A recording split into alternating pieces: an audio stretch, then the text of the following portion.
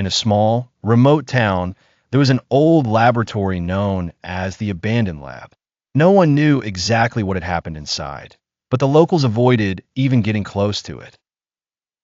Rumors spoke of strange experiments conducted decades ago, experiments aimed at creating the perfect human using technologies unknown to mankind. But the experiments failed, and it was said that the scientist in charge, Dr. Islam Hassan, had lost his mind and vanished under mysterious circumstances. Since then, the lab became a forbidden place where it was whispered that the things born from those experiments still lived on. On a rainy night, a group of young friends decided to explore the place.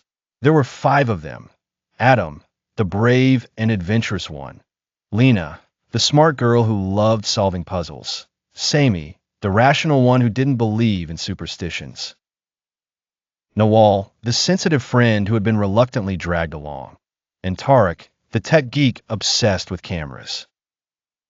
They arrived at the lab at midnight. The building looked like something out of a nightmare. Broken windows, walls covered in mold, and the main entrance door slowly creaking open as if inviting them inside. Despite the ominous feeling, they stepped in.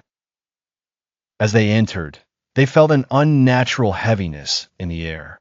The place reeked of old chemicals, and the floor was littered with scattered papers and abandoned lab equipment. Their footsteps echoed eerily, as if the place was filled with invisible watchers. They began exploring room by room. Each room contained something horrifying. A room full of rusty cages, some stained with old blood. A room with whiteboards covered in complex mathematical equations and words like chaos, madness, and immortality. A room with a large, cracked mirror that reflected distorted images of them. Then they reached a large room in the basement. In the center was an old dissection table, surrounded by scattered notes. Among the notes, they found a hastily written message. "I'm sorry. I created something uncontrollable. If you're reading this, don't enter." They don't die, and they never stop. Not long after, they heard a strange sound coming from the dark corner of the room.